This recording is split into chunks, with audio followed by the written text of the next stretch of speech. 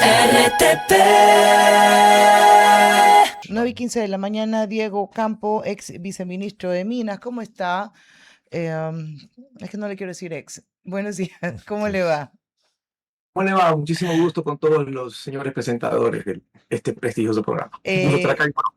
Gracias por acompañarnos. Antes de hablar de los retos, ¿le parece si hablamos de los logros en el sector minero? Ecuador se abre, hay un acuerdo de comercio con Canadá que puede hacer que las relaciones mejoren y las inversiones también. Luego hablamos de las regulaciones y del impedimento que tiene por ley.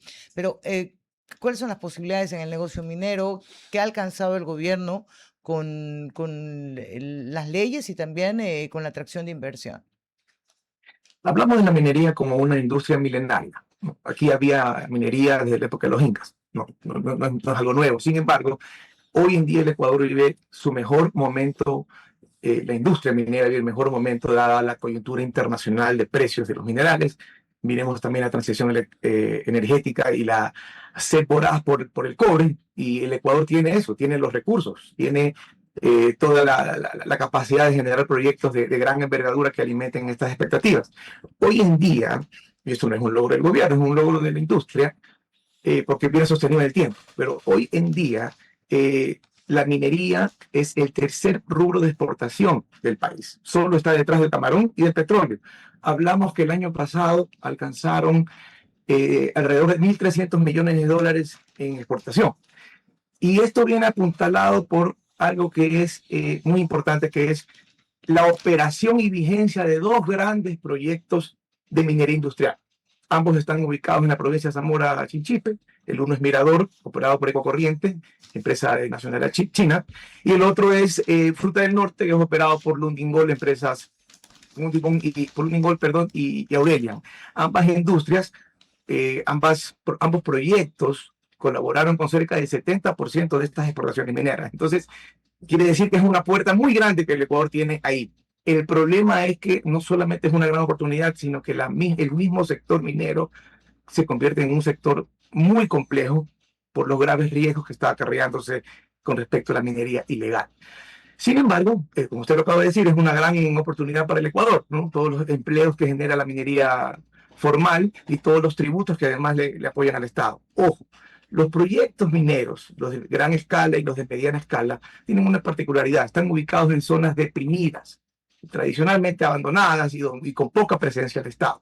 La minería también, la minería formal, la minería bien hecha, es una gran oportunidad para que estas zonas se desarrollen. Basta ver los números de Zamora Chichipe para corroborar aquello. Una consulta, abogado Campo, y usted en calidad de ex autoridad del sector minero, ¿cómo analiza o cómo puede comentar lo que viene ocurriendo con las actuales autoridades, especialmente en el oro, los atentados que ha existido en las últimas semanas, que también hubo incluso en la capital de la República, direccionados hacia autoridades que están o tienen obligación del control, tienen obligación de las concesiones, tienen obligaciones sobre el catastro minero? ¿Cómo usted puede conceptuar esto que está ocurriendo? Bueno, definitivamente estamos hablando de una grave amenaza a la seguridad y probablemente a la existencia misma del Estado, y eso es la minería ilegal.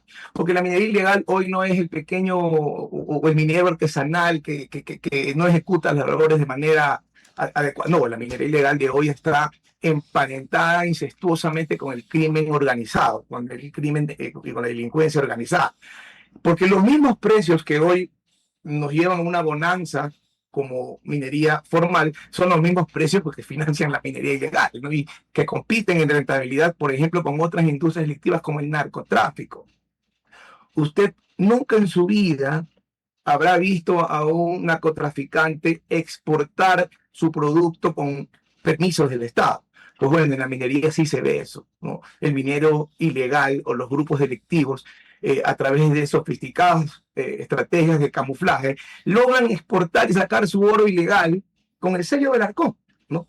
Esta arquitectura es muy complicada de desmontarla, y no solo se lo puede hacer pensando en medidas disuasivas o medidas de seguridad con las fuerzas de seguridad, incautaciones, detonaciones, etcétera, sino que tiene que hacerse a través de la coordinación interinstitucional y de inteligencia financiera. Los gringos dicen, follow the money. No te sirve de mucho atacar un campamento ilegal de minería o incautar las maquinarias si no atacas a la circulación y al flujo del dinero que genera esa actividad. En ese sentido, el problema del Ecuador no es de leyes, ¿no? No es tampoco de armas. El problema del Ecuador realmente es de su capacidad operativa. Y usted tocó el tema puntual. La Arcon es el organismo llamado a precautelar el cumplimiento de las normas del sector minero. La Arcon no puede sola. La Arcon necesita trabajar de manera coordinada con estamentos de seguridad y con estamentos de información financiera. Y eso es lo que le falta al Ecuador. Entiendo que sí hay un trabajo que se está generando información importante. La captura del exalcalde de Ponce Enríquez responde a ese trabajo mancomunado, algo que se sabía hace mucho tiempo y que en buena hora que lo estemos haciendo, ¿no? Y puede ser que sea por el nombre y por la zona, sea el inicio de una escalada importante en la lucha del Estado contra la minería ilegal. Ahora, porque esto tiene un componente que por ahí para mí es más complicado cuando hay la complicidad de autoridades, sin señalar a ninguna. Si uno se preguntaba, oye, ¿cómo es que la maquinaria de determinada prefectura está en un sitio donde hay mineros ilegales? Y son maquinarias, pues no son legos, que no los vas a poder ver pasar. Pero hablemos entonces de los retos que se tienen y cómo puede enfrentarlo desde el sector legal. Básicamente, ¿qué es lo que debe cambiarse o modificarse para disminuirla? La minería ilegal. En efecto, yo les repetía, el tema no es legal, no es mayormente regulatorio, siempre se puede hacer algo mejor, pero no va por ahí. De hecho, tenemos una ley que salió hace poco. Sí. Este gobierno ha sacado algunas leyes relativas al sector minero. La última, hace poco, creó un par de instrumentos interesantes, como por ejemplo crear o declarar zonas protegidas o zonas de seguridad, de protección militar a concesiones mineras. Es decir, el marco legal existe. Lo que no definitivamente es donde hay que trabajar es las capacidades operativas de los estamentos de control. Te acaba de decir algo importante, las maquinarias. No solamente la de gas, es público y notorio que muchos gas tienen ya infiltraciones de la delincuencia organizada. El Estado está infiltrado en muchas de sus dependencias por la delincuencia organizada porque tienen el flujo, tienen el cash, ¿no? Tienen en nómina a mucha gente, ¿no? Pero no solamente ahí. Las maquinarias, como usted dijo, no son legos. Las maquinarias son monstruos inmensos que valen cientos de miles de dólares y no entran solitos al Ecuador. Entran por la aduana, entran por la SENAC. Y están registrados. ¿No? O sea, sabemos Sí. quiénes son.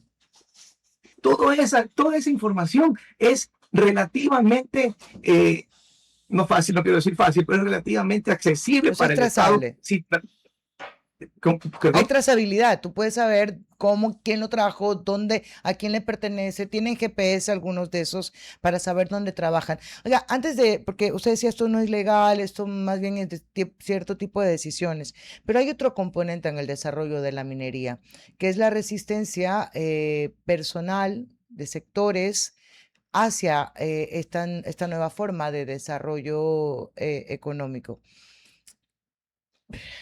Yo sé que todo lo que hacemos genera un daño ambiental, algunas acciones más que otras, pero ¿cómo sentarse a la mesa con quienes no quieren la minería como una forma de obtener recursos? Y ustedes que quieren obtener recursos para el país y para ustedes a través de ella.